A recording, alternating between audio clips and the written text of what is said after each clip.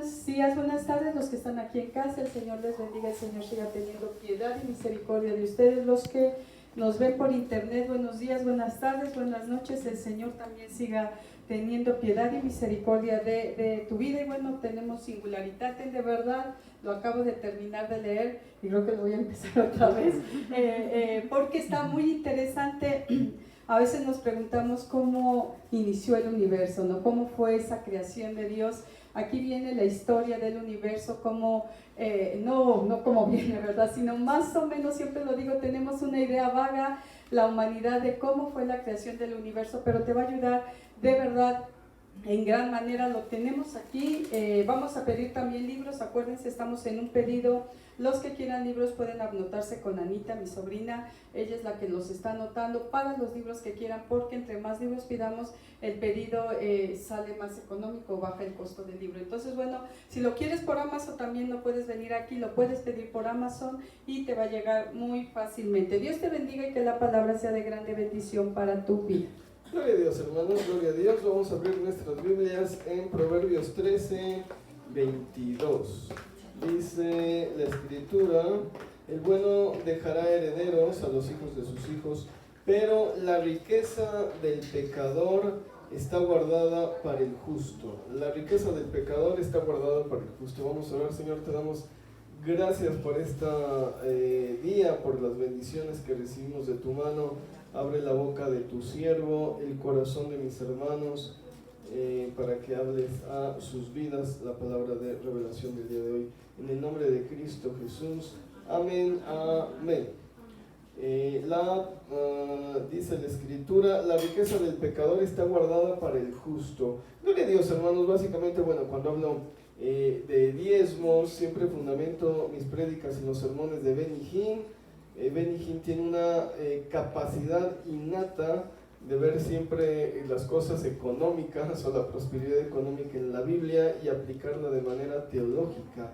Y bueno, este sermón está inspirado en una prédica de Benny Hinn. Digo inspirado porque está corregido, aumentado, con una revelación fresca siempre para ustedes. Y bueno, Benny Hinn fue el siervo que tuvo la revelación de cómo expiar el año sabático y no se equivocó. En la iglesia hemos visto deudas canceladas. Hoy acabamos de escuchar un testimonio de poder acerca de el año sabático. Ha habido aumentos salariales, testimonios económicos. No todos la bendición del sabático puede alcanzar al año que sigue. Y bueno, hay que mantenernos alerta. Faltan todavía 2 domingos para que acabe el año judío, y en 2 semanas pueden ocurrir muchas cosas. Dios puede hacer cualquier cosa, entonces hay que seguir con esa esperanza. A 3 semanas de terminar el año sabático, escuchamos este testimonio poderoso. Pero bueno, aquí hay un principio fundamental. Dice la Escritura: la riqueza del pecador está guardada para el justo. Y muchos de ustedes dicen: yo no lo veo así, veo un montón de gente millonaria haciéndose más rica, ¿no? Y todos lo vemos normalmente así, y yo que voy a la iglesia y soy bien bueno, lo único que veo es cómo se siguen enriqueciendo más los que son más ricos. Bueno, la pregunta es básica: ¿eres justo? ¿No? La palabra hebrea es sadik, el buen sadik, y la mayoría de nosotros en realidad somos injustos, ¿no? Levantamos juicios a la ligera, somos imparciales para hacer nuestros juicios. La amistad, el parentesco, hasta el dinero van a torcer muchas veces el juicio en nuestros corazones. Cuando hablamos de una persona, venía este abogado a la iglesia y decía que decidió no ejercer. Dice: en México no se puede ejercer la abogacía sin corromperse. Entonces es imposible realmente ser una persona limpia, íntegra con los jueces, con la gente. Entonces decidió no ejercer, se dedicaba a vender relojes. Decía: prefiero ganarme el sustento con algo en lo que no tenga yo que corromperme, ¿no? Y bueno, si te fijas, somos como ese abogado. Nos corrompemos aquí, nos corrompemos allá, ¿no? La verdad es que es una vergüenza, pero es lo cierto. preferimos dar mordida que pagar la multa, y la verdad que flojera.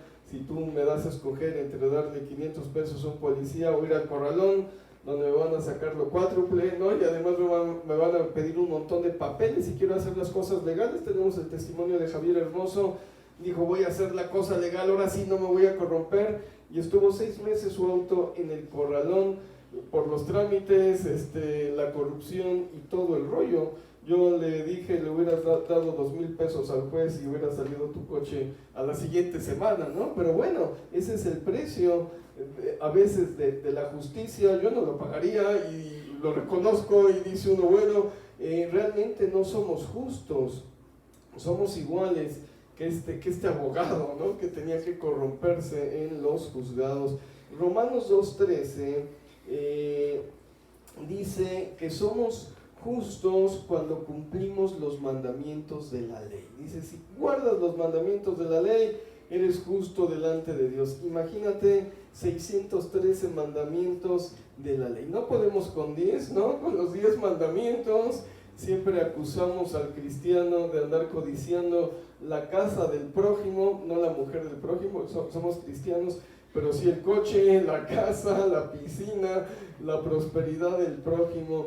No podemos con 2 mandamientos que nos dejó Cristo, amar a Dios por encima de todo y amar al prójimo, y no podemos ni siquiera con un solo mandamiento que nos dejó Santiago, que es amar al prójimo, ¿no? Con la regla de oro: haz con otros lo que no quieres que hagan contigo. La verdad, tenemos muy poco amor, hasta por la persona que está sentada junto a nosotros en la iglesia, menos por el prójimo que está afuera, que realmente no nos interesa. Entonces decimos, bueno, está pelón, si nunca voy a ser justo, pues ¿cómo voy a ser rico? Pero se nos olvida un principio fundamental dentro del cristianismo. No busquen la siguiente cita, es una de muchas y se la debían saber de memoria. Romanos 5:1 dice: somos justificados por la fe. Nuestra hermana Tabata predicó de eso algunos miércoles y puso un énfasis extremo. Dijo: somos justificados por la fe. Esto quiere decir que somos hechos justos delante de Dios solamente por el hecho de creer en Jesucristo. Y en otra parte de Romanos también dice: somos justificados, o de otro texto dice: somos justificados gratuitamente por su piedad. Dice que no tenemos que hacer nada para ser justos delante de Dios, sino apelar a la piedad de Cristo. Y en otra cita más dice: somos justificados en su sangre, por la sangre preciosa que derramó en la cruz. Somos salvos, somos sanados, y dice también: eres justificado. Y bueno, hay un montón de citas más en las que se nos recalca que el sacrificio de Jesucristo nos presenta delante de Dios como justos. Y bueno, ¿qué más somos delante de Dios? Somos santos, somos aprobados. Cuando hablamos de los santos de Dios, somos nosotros. Por eso siempre estoy en contra que digan: vamos a abrir el Evangelio de San Mateo. Pues digo, entonces vamos a escuchar las prédicas de San Lauro, ¿no? Ya seríamos como la Iglesia Católica. Todos somos santos por la sangre de Cristo, somos santificados y somos justificados. Pero ¿sabes cuál es el mayor impedimento para que actúe Dios en nosotros? Somos nosotros mismos, que nos queremos justificar siempre como buenos. Creemos que no le hacemos mal a nadie, que somos buenos esposos o esposas, y que por lo tanto merecemos las cosas. Le decimos a Dios: Señor, me he portado bien, merezco que me contestes, merezco que me hagas esto, mira todo lo que he hecho, merezco la bendición porque he sido bien bueno. Y cada vez que hacemos eso, le quitamos la gloria a Dios, le impedimos actuar en nuestras vidas. Para que la prosperidad del pecador llegue a nuestras economías, debemos entender la piedad del Señor sobre nosotros y darnos cuenta que somos muy malas personas. Yo siento que esto es el miércoles hablé sobre tener un encuentro con Cristo, un encuentro con Dios, un encuentro con Cristo, y el nacimiento de nuevo es el momento en el que te das cuenta que eres una malísima persona y dices, ay, se te quita lo santurrón, ¿no? Porque cuando tienes un encuentro con Dios andas en las nubes enjuiciando a todo el mundo y te sientes bien santo, y de pronto el Espíritu te habla, es cuando te habla y te dice, mira la cucaracha que dice, ay, dices, ¿a poco estoy tan feo? Dice, sí, ¿no? Y eso que no te has visto bien. Y es cuando mucha gente no puede con la sangre de Cristo, dice, no soy digno, se apartan de la iglesia, soy un hipócrita, ¿cómo voy a ir? ¿Qué es lo que me va a pasar? Etcétera. Cuando dices, realmente soy tan indigno, que es la sangre la que me limpia, es cuando Dios dice, uy, estás caminando por buen camino. De eso se trata, que reconozcamos en un principio lo que somos delante de Dios. Y entonces nos damos cuenta que todo viene de Cristo. Somos justos por los méritos del Salvador, somos justos por los méritos de Jesucristo. Y una vez que creemos eso, podemos hacer cosas por amor a esa piedad, no creyendo que vamos a recibir por las obras que estamos haciendo, sino como dijo Santiago, te voy a mostrar mi fe por mis obras. Primero creímos, primero tenemos la piedad y después hacemos las obras, no creyendo que Dios nos va a recompensar por las obras, sino que primero actuó la piedad. Proverbios 13, 22, ahí donde estábamos, dice, el bueno dejará herederos a los hijos de sus hijos. Bueno, esas obras que podemos hacer por amor, de acuerdo a Benny Hinn, la más relevante es cuando apoyamos la obra del Evangelio. Es lo que dice este hombre, la manutención de la iglesia, de sus pastores, mostramos nuestro amor a los siervos de Dios y por lo tanto a Dios mismo. Entonces Dios hace una transferencia de bienes, es lo que dice Benny Hinn. Ahora, una persona a la que le estaba leyendo más o menos mal nos dijo, todo lo que le hemos dado a Dios, ¿no? En nuestros diezmos, en nuestras ofrendas, y no vemos nosotros la respuesta proporcional de lo que hemos dado. Y le dije, exacto, ese es precisamente el problema, ¿no? Que sigues pensando en las obras, seguimos pensando diezmo para que Dios me devuelva y multiplicado, y esa es la idea que se predica en el Evangelio de las riquezas, cuando debía ser diezmo porque estoy agradecido con Dios por todo lo que ha hecho por mí, diezmo porque la piedad de Dios se extendió en los diferentes ámbitos de mi vida, porque hubo un cambio en mi mente y en mi corazón, porque me sacó de la inmundicia y me trajo a vida eterna, me mostró un camino mejor para andar. Diezmo porque estoy agradecido con mis pastores por ser mis guías espirituales, y la diferencia es radical. Cuando digo, Señor, ahí te va, pero dando y dando, ¿no? Esta es la obra y me contestas porque así dice tu palabra, y Dios dice, bueno, voy a ser fiel a mi palabra, pero no viene la prosperidad ni la sobreabundancia porque en nuestro corazón no estamos entendiendo que primero es la fe para poder mostrar las obras por medio de la fe. Por eso cuando llegan los incrédulos y me dicen que quieren diezmar, los mando a volar, porque no funciona así. Tienes que darte cuenta que todo proviene de Dios, no de tus fuerzas, y que todo lo que recibimos es por los méritos de Jesucristo. Entonces las riquezas del impío, dice Benny Hinn, Dios se las pasa a los justos, de acuerdo a su interpretación de este versículo que dice, el bueno dejará herederos a los hijos de sus hijos. Dice, el bueno es Dios, los hijos de los hijos es una referencia de los pastores. Dice, por eso cuando somos generosos con los ministros, Dios hace esa transferencia. Y Benny Hinn va a ver una línea histórica de transferencias al pueblo de Israel. Dice, por las cuales podemos reclamar nosotros esa herencia con base en la fe, y va a poner algunos ejemplos de los patriarcas y de personajes históricos.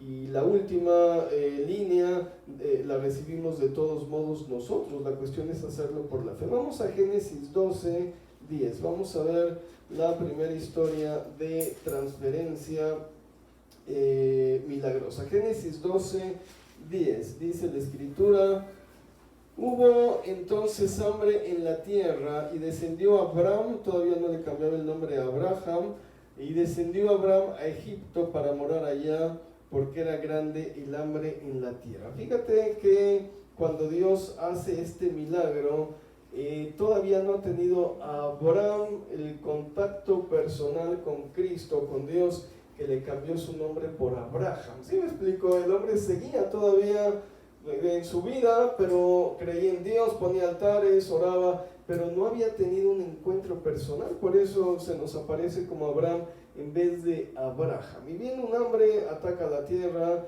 desciende a Egipto. En el versículo 14, los egipcios vieron que Sara era muy hermosa y la tomaron para el harén de Faraón. Todos conocemos la historia. Y en el versículo 16, pensando Faraón que era hermana de Abraham, dijo: pues se la voy a comprar por ganado y criados, ¿no? Es algo que se hacía mucho en Medio Oriente. ¿Cuántos camellos quieres? ¿Por tu hermana o por tu hija? Y se hacía el trueque, ¿no? Y bueno, se la compraron. Y en el versículo 19, Faraón se da cuenta de que es su esposa. Dice: ¿cómo crees? Es tu esposa. Dice: va a venir maldición sobre mi tierra. Se la regresa, pero nunca le pide la dote de vuelta. Nunca le dice: oye, devuélveme los borregos o los camellos o todo lo que te di. Se lo queda Abraham. Y más adelante, en Génesis 13:2, dice la escritura: y Abraham era riquísimo en ganado, en plata y en oro.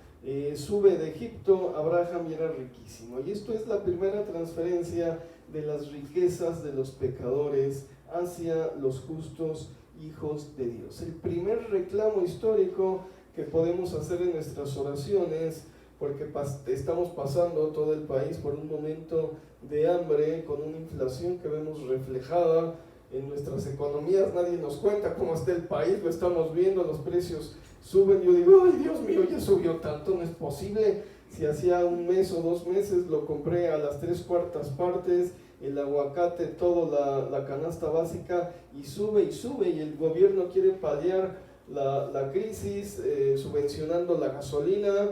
No sé si se han fijado, pero el agua y la electricidad nos han llegado más económicas, casi a mitad de lo que pagábamos. Una forma como para que evitar el golpe inflacionario que está sufriendo el país, y no solamente el país, el mundo entero. Ojalá les funcione su técnica de seguir subsidiando. Quién sabe, dicen los economistas que es una estrategia a corto plazo, porque finalmente llega el rebote y te alcanza de golpe. Soñé que el dólar subía a 30 pesos, pero bueno, fue nada más un sueño, entonces no se espanten. Pero ¿a qué precio está el gobierno haciendo eso? Hemos sido vendidos como Sara desde hace sexenios. El pueblo de México tenemos, no sé, por persona una deuda externa de más de 1 millón de pesos para pagar al extranjero. Fuimos realmente vendidos. Por eso es el momento de salir de las garras de Faraón, de llevarnos sus despojos. ¿Cómo lo hacemos como cristianos? Profetizando. Génesis 27 dice: Abraham era profeta, oró por Faraón, vino la bendición, oró por Abimelech y vino la bendición. Y nosotros debemos declarar esa palabra profética, esa palabra de bendición sobre nuestras economías y sobre nuestras vidas. Todos los días nosotros oramos por ustedes. Decimos: Señor, envía diezmadores millonarios a la iglesia, ¿no? Que quieran diezmar. Hay testimonios. Cuando el coronel Sanders de Kentucky Fried Chicken se convirtió al cristianismo, fue a una iglesia y dijo: ahí está mi diezmo, y su primer diezmo fue como de $1 millón, y el pastor dijo: ¡ah! No, y puso toda una fundación de iglesias. Entonces puede ser que venga Slim o el hijo de Slim, o no sé, algún Garza Sada, ¿no? Y diga: pastor, aquí está mi diezmo. Y bueno, tengamos el centro cristiano, el reino de Dios se extienda por todo el mundo, ¿no? Qué sé yo. Pero también oramos por ustedes, por cada uno de ustedes, que Dios levante empresarios, empresas y salarios millonarios. Todos los días oramos. y así debes orar también. Declaro ventas millonarias, declaro un sueldo millonario sobre mi vida, declaro que vienen clientes pagadores, que me lleno de gente, que está pagando lo que estoy pidiendo. ¿Sí me explico? Entonces, bueno, esto es profetizar sobre nosotros y sobre nuestras vidas. Esto fue lo que hizo Abraham en Egipto y salió con esas riquezas. Vamos a Génesis 26:1. Ya ven que me gusta ponerle las citas en orden, vamos hacia adelante. Génesis 26:1 dice la escritura: después hubo hambre en la tierra, además de la primera hambre que hubo en los días de Abraham, y se fue Isaac a Abimelech, rey de los filisteos, en Gerar. Nuevamente hay hambre en la tierra. Parece la historia cíclica de México, la devaluación de López Portillo,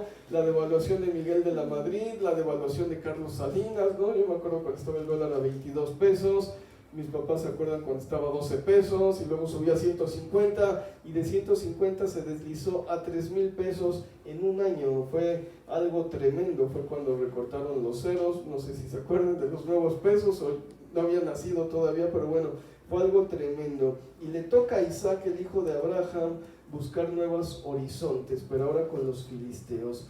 Y en el versículo 12, algo increíble sucede, dice la escritura: y sembró Isaac en aquella tierra, y cosechó aquel año 100 por 1, y le bendijo Jehová. ¿No? Comienza a sembrar y cosecha. Y el varón, en el versículo 13 y 14, se vuelve tan rico que levanta la envidia de los filisteos. No solamente había recibido la herencia de su padre, que eran vacas y ganado y oro, y era riquísimo, sino que recibió también la prosperidad de la tierra de los filisteos. Y en el versículo 16 se vuelve tan poderoso que los mismos filisteos le tienen miedo y le dicen: vete de aquí, no sea que un día te nos voltees, ¿no? Y nos quites toda la tierra y nos quedemos sin nada, porque te has vuelto más fuerte que nosotros. Y vemos cómo Dios lo enriquece transfiriéndole las riquezas de los filisteos.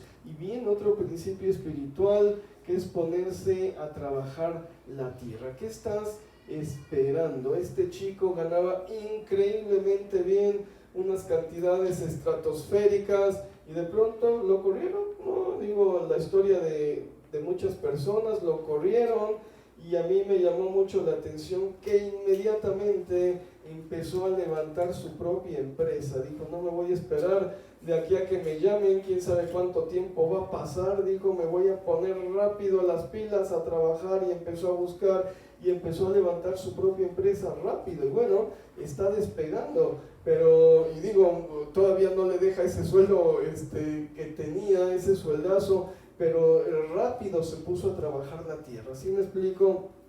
La última vez que lo vi, le dije: Dios te va a prosperar tanto que cuando te llamen ya finalmente de la empresa, les va a decir: no quiero ni me interesa, porque estoy muy, muy ocupado aquí, soy mi propio jefe, ya no tengo quien me grite ni quien me dé órdenes. Y bueno, sabes que cuando un país está en recesión, se mantiene del autoempleo. Por eso ves restaurancitos y cafecitos en todas partes, ¿no? Y proliferan, porque esa es la necesidad de la gente. Cuando un país está bien, su economía está bien y hay mucho empleo, no tienes que abrir un café en tu casa, vas a trabajar. Entonces ese es un síntoma, pero bueno, es una forma en la que Dios también te puede prosperar. ¿Qué es lo que sabes hacer? Es momento de hacerlo, de ponerte las pilas. En eso te va a prosperar Dios, pero tienes que pensar como empresario, no como talachero. En el TECA había unos programas de apoyo a empresarios y decían que les llegaban: no, quiero poner un carrito de hot dogs, los mandaban a volar. Dice: lo que queremos es escuchar, quiero poner una empresa, ¿no?, que tenga 200 carritos de hot dogs en todo México. Y dice, y entonces ahí los apoyábamos cuando tenían mente de empresarios, no del negocito, sino realmente de la empresa. Hay que orar también porque Dios te cambie esa mentalidad que tienes. a veces tan pequeña, y no abres la puerta de uno o de otro lado porque sigues empecinado en una cosa. Isaac salió rico de la tierra de los filisteos porque se puso a trabajar la tierra inmediatamente y Dios lo bendijo ahí. Vamos a Génesis 31:6. Si les da frío el aire, lo pueden quitar. Ya saben, ahí está el control. Génesis 31:6 dice la escritura: vosotras sabéis que con todas mis fuerzas, 31:1, perdón, dice: y oía Jacob las palabras de los hijos de Labán. No, sí es el 6. Vosotras sabéis que con todas mis fuerzas he servido a vuestro padre. Y vamos al versículo 9. Así quitó Dios el ganado de vuestro padre y me lo dio a mí. Otra gran transferencia de riquezas ocurrió cuando Dios le dio a Jacob las riquezas de Labán. Jacob, a diferencia de su padre, le tocó picar piedra. Su hermano Esaú le quitó la herencia, era el primogénito.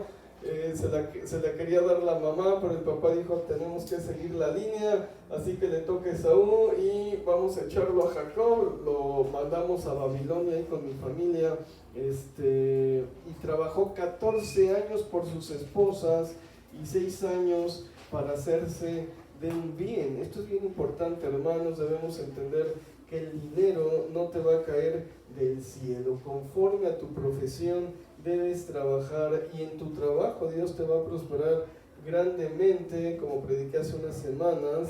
Pero como decía el teórico del materialismo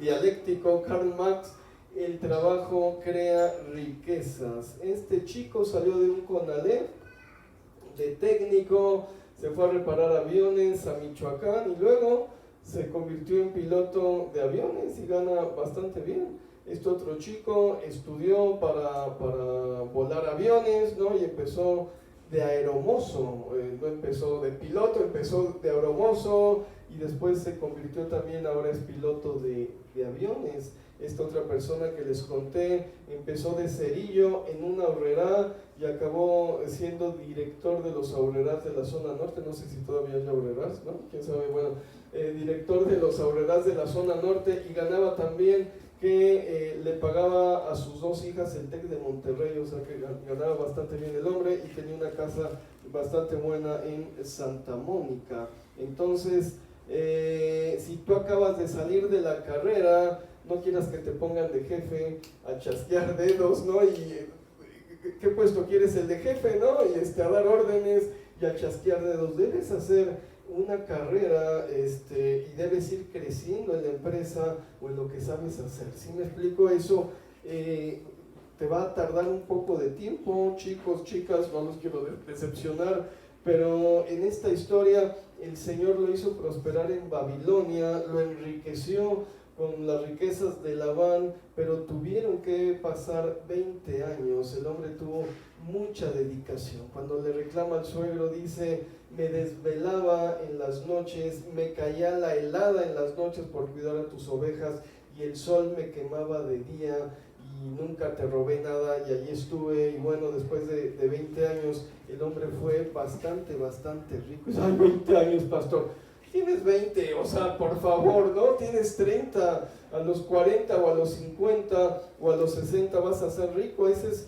es más o menos el sentido de la vida. Digo, algún Zuckerberg o Steve Jobs o Bill Gates la pueden hacer, pero la mayoría de las personas tienen que ir evolucionando en sus empleos, en sus carreras, hasta que finalmente obtienen una estabilidad económica. Así funciona normalmente el mundo. Digo, vamos a ver otros medios, pero normalmente así es. Y bueno, voy a trabajar, le voy a echar muchas ganas, y gracias a Dios por esas personas pensionadas. Ellos son los que dan testimonio de todo el tiempo que se fletaron para poder recibir una pensión. Y dices tú, acabado de graduar, voy a ver si ya saco una pensión, ¿no? Voy a hacer alguna tranza por ahí que me den una pensión del IMSS o del ISSSTE. ¿Cuántos años tienes? 26. Dice uno: ay, por Dios, tienes toda tu juventud para empezar a hacer esas riquezas. Vamos a Génesis 41. Génesis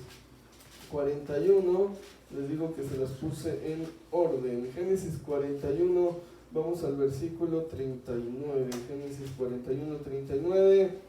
Dice la escritura: y dijo Faraón a José, pues que Dios te ha hecho saber todo esto, no hay entendido ni sabio como tú. Versículo 41. Dijo además Faraón a José: he aquí yo te he puesto sobre toda la tierra de Egipto. 4 generaciones más tarde, Egipto se había convertido en la segunda alta civilización de todo Medio Oriente. Ya no era el Egipto del faraón que compró a Abraham, a su esposa, por ciertas riquezas, sino la superpotencia con todo el dinero del mundo. Y cuando José se quedó sobre todo Egipto, recibió las ganancias y las riquezas de todo del superpoderoso Egipto, ¿no? En Génesis 45, 18 mandó traer a toda su familia para mantenerlos con lo mejor de la tierra. Dijo: voy a traer a toda mi familia, los voy a poner en la tierra de Ramsés, que estén en lo mejor de las tierras de Egipto. Y este es otro punto bien importante. Cuando viene la riqueza, debes pensar siempre en los tuyos y primeramente en tu familia. ¿Cuántos hermanos no prosperan y nunca hacen nada ni mueven un dedo para ayudar a los otros miembros de su familia? ¿Cuántos hijos son bendecidos y dejan a sus padres viviendo en la miseria? Es increíble. Tengo este primo, gana cualquier cantidad de dinero en Estados Unidos y le mandó una tablet a su papá para comunicarse y le compró una Asus. Digo yo, viviendo en Estados Unidos, ¿no le compraste un dispositivo más sencillo, no una iPad, no siquiera, no una Asus, no la más barata del mercado? Y dices tú, no es posible. Y cuando le pedía dinero, el papá le decía: es que estoy con muchos gastos, me acabo de comprar una podadora para jardín y le estoy pagando. Dices tú, las vanidades del rico y el pobre hombre pasando hambres en su casa. Hemos conocido tíos o sobrinos viviendo con tíos o con abuelos y no apoyan en absoluto las economías de las casas donde viven. Realmente es una vergüenza. Digo yo, bueno, no tenían para irse a rentar y se metieron a casa ajena. Pues que apoyen, ¿no? Cuando menos, es lo menos que puedes hacer cuando estás viviendo en casa de tus papás o estás viviendo en casa de los tíos o de los abuelos. Debemos ver por nuestras familias, ayudar a los nuestros generosamente. Realmente me da mucho gusto los testimonios de los jóvenes que ayudan a los padres. Vino aquí un muchacho que trabaja y dice: tengo que darle a mi mamá para poder pagar todos el departamento. Y dije yo, gloria a Dios, todavía hay gente buena, todavía hay gente que se solidariza con los padres, que están luchando juntos por salir adelante. Digo yo, qué bonitos testimonios, ¿no? Pero estos testimonios de los hijos que ni ayudan a los papás, dices: ¿en qué se gasta todo el dinero?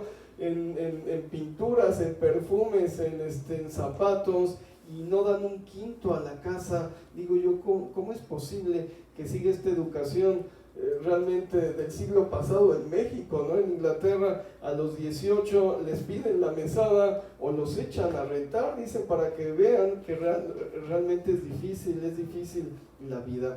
Imagínate la transferencia de la historia de la Biblia.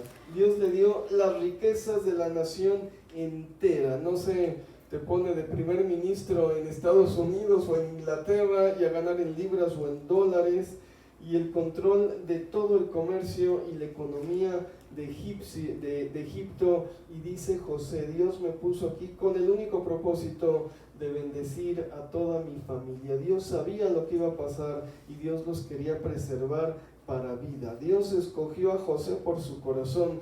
Hoy se llama nepotismo, ¿no? Pero bueno, va más allá de ello. Realmente se trata de una ayuda altruista hacia los parientes que te rodean. El nepotismo es meterlos a trabajar en donde tú estás, pero no. Digo, ha de haber metido algunos, decía, los voy a poner de ganaderos del ganado de Faraón, pero realmente iba más allá. Si Dios hubiera escogido a Simeón o a Isaacar, seguro que dejen la miseria a sus hermanos, y quizás por eso no prosperas, porque tu corazón es mezquino, o porque Dios piensa que en tu prosperidad a lo mejor un día vas a aborrecer a Dios. Y un punto importantísimo para que José fuera el número 2 en Egipto: era un hombre íntegro y confiable. No le robaba a sus amos, no le robaba a sus señores. Es algo increíblemente difícil de encontrar en esta sociedad. Por eso nos preocupó tanto nuestro trabajador cuando se cayó y se golpeó. Dije, ¿dónde voy a encontrar otro trabajador así? Honesto, lo dejábamos en la casa totalmente seguro de que no se iba a robar nada, ni iba a estar hurgando nada. Realmente es gente que uno dice, ¿y este no? ¿De dónde salió? ¿No? Y no es cristiano, no es posible que tenga estos valores, no como la gente de hoy, corrupta y tranza. Y José además era moralmente respetuoso, nunca se acostó con la mujer de su último jefe.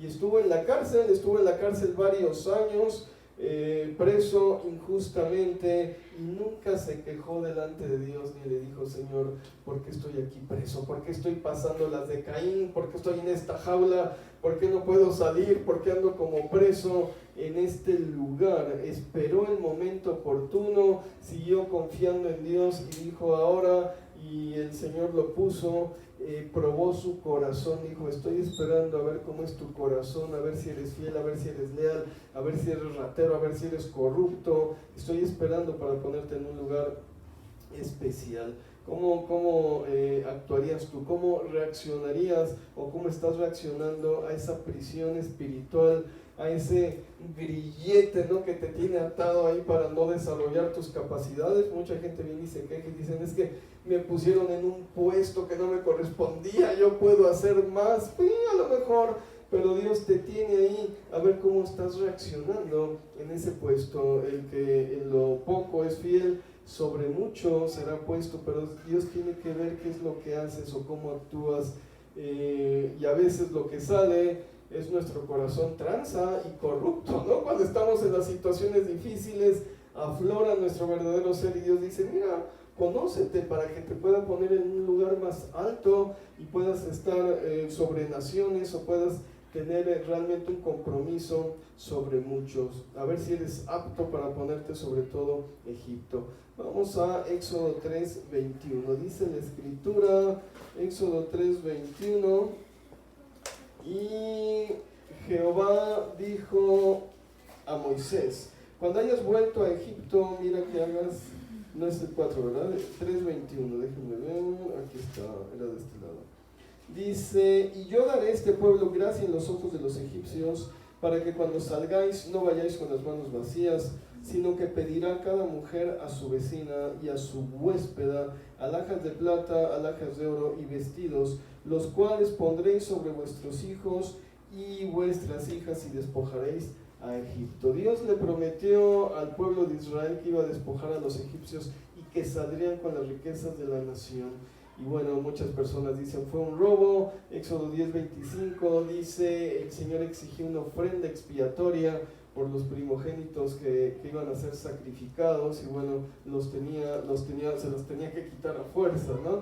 Según las leyes de los esclavos, les tocaba una liquidación. Y el pueblo de Israel despojó al Egipto faraónico. Imagínate la escena, los hombres estaban en la bancarrota después de las plagas que acabaron con el ganado, con la agricultura. Les cayó granizo con fuego, úlceras que mataron al ganado, una plaga de saltamontes, se quedaron sin agua para las cosechas, perdieron a sus primogénitos, y en medio de toda la desgracia soltaron las alhajas a los israelitas.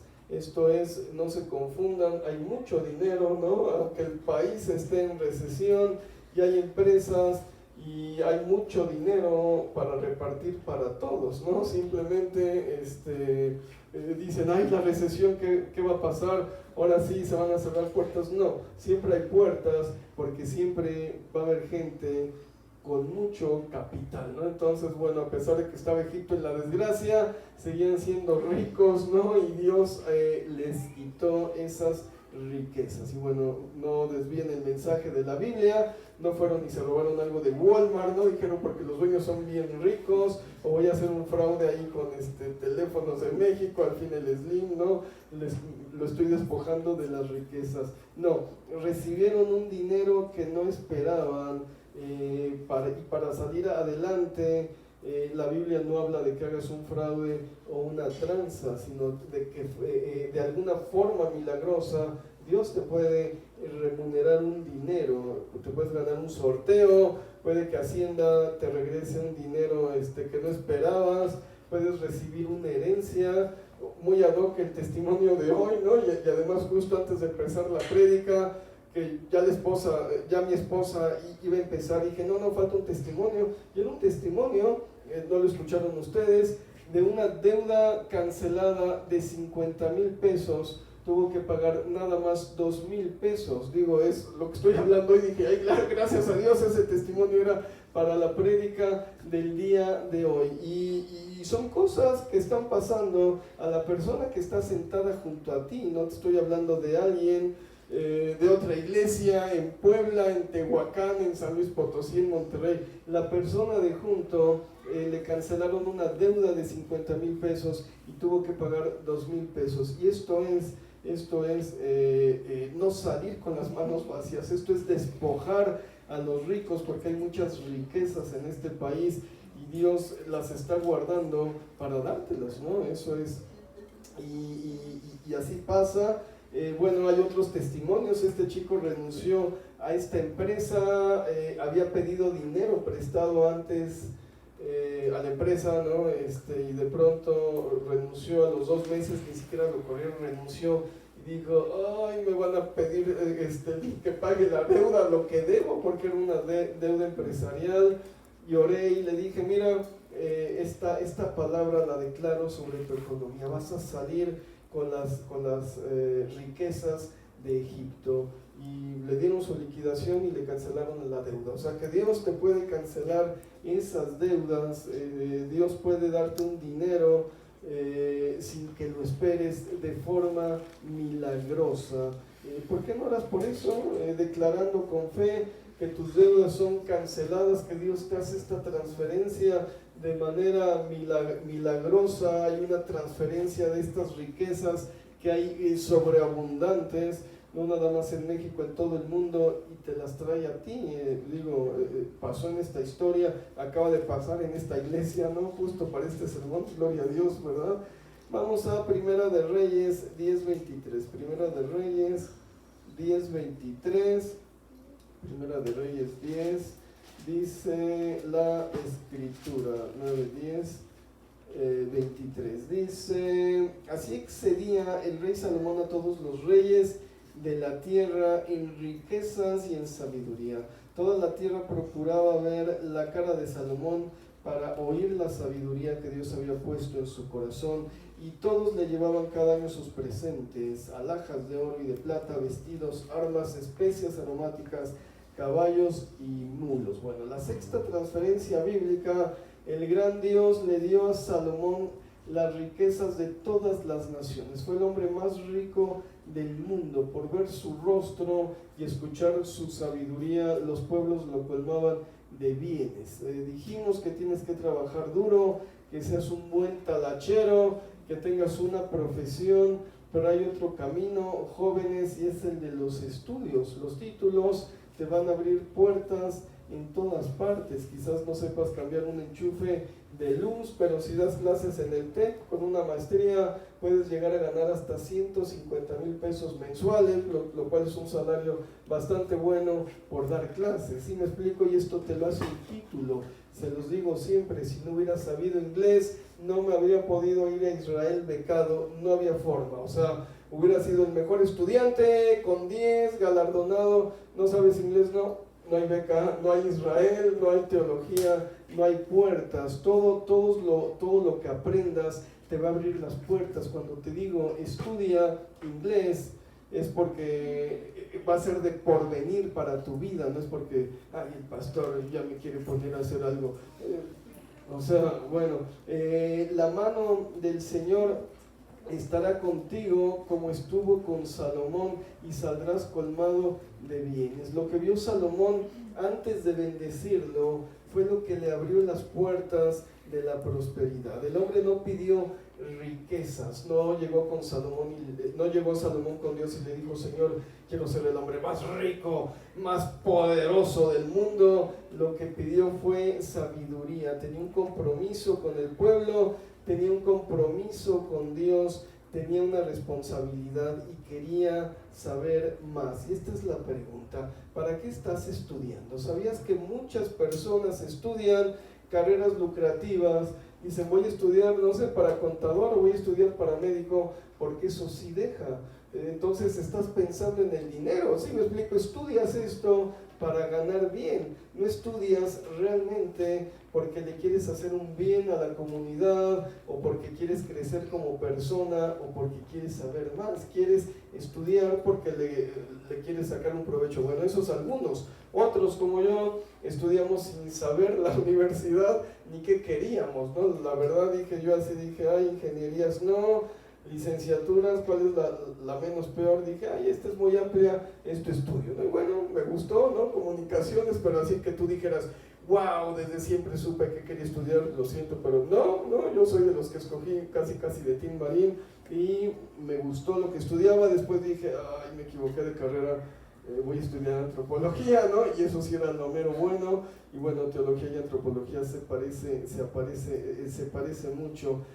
Si ofreces tu título y lo que aprendiste para servir a la sociedad, para servir a Dios, entonces vas a prosperar. Bueno, ya metiste la pata, estudiaste por ganar dinero, dijiste: no, escuché el sermón después, ¿no? De que ya me había titulado, ya lo hice pastor, no importa. Bueno, ofrece ese título a Dios, ofrece ese título a la sociedad. Todo lo que he estudiado, en serio, hermanos, me ha servido para estar aquí. Comunicaciones me ha servido para hablar en público, para tener aquí a millones de internautas cautivados con mi carisma, ¿no? La forma, etcétera, ¿no? Antropología, para estudiar la Biblia, son las bases de la teología. Todo eso se lo ofrecía a Dios, y Dios, digo, no tengo las riquezas de Salomón, pero la verdad sería malagradecido si le reclamara algo a Dios y le dijera: Señor, me falta, y Dios voltearía hacia verlo como que: a ver, ¿qué te falta? ¿No? O sea, a ver, dime, ¿sí me explico? Ha sido totalmente bueno. Entonces, cuando buscas el bien mayor, no busques el enriquecimiento personal, busca realmente hacer algo por los demás. Y quiero esto para poder apoyar a México, a la sociedad, al mundo, a mi familia, no nada más para poder ser rico y estar contando mi dinero y ver a ver en qué me lo gasto o en qué viaje me lo boto. Esto lo han hecho muchos actores, muchos millonarios, y quedan en la pobreza, ¿no? Tienen unos gastos tan excéntricos que se les acaba todo el dinero. Vamos a Job. Job también está hacia adelante. Job 27, nuestra penúltima cita. Job 27, 16, dice la escritura. Job 27, 16, dice 27, 16, aquí está: aunque amontone plata como polvo y prepare ropa como lodo, la habrá preparado él, mas el justo se vestirá y el inocente repartirá la plata. Bueno, es la misma idea que tenemos al principio del sermón, ¿no? Esta línea de transferencia, dice Benny Hinn, es directa hacia nosotros. Ya no son ejemplos históricos que podemos proclamar por la fe, es algo que podemos nosotros retomar. Es la iglesia de Dios bajo el pacto, bajo el nuevo pacto de la sangre de Cristo. Pero a veces nos pasa como Santiago 4:3, pedimos y no recibimos. Dice: porque pides para gastar en tus deleites. Pero bueno, es malo que pidamos para gastar en comprar un coche o una casa o vestido o ropa, o es pecado irnos a comer a un restaurante. Digo, todo es vanidad. Lean el libro del Eclesiastés, toda la vida y todo absolutamente lo que hacemos es vanidad. Finalmente nosotros trabajamos duro para comer del fruto de nuestro trabajo. ¿Qué no es vanidad? Tenemos que andar como franciscanos o como carmelitas descalzas, ¿no? Y si andamos así, ¿para qué queremos entonces la transferencia de bienes, ¿no? Digo, si queremos la prosperidad del pecador y las riquezas del pecador es para disfrutarlas. ¿Por qué entonces nos han transferido esas ganancias de los pecadores de una manera sobrenatural? ¿Por qué escuchamos un testimonio aquí, otro testimonio allá, otro testimonio en Monterrey y otro testimonio quién sabe en dónde? Pero debía ser algo diario, no todos los domingos, algún miembro de esta iglesia decir: gloria a Dios, se me transfirieron, gloria a Dios, vino la prosperidad. Vamos a Deuteronomio 8:18, nuestra última cita. Deuteronomio 8:18, el principio más fundamental.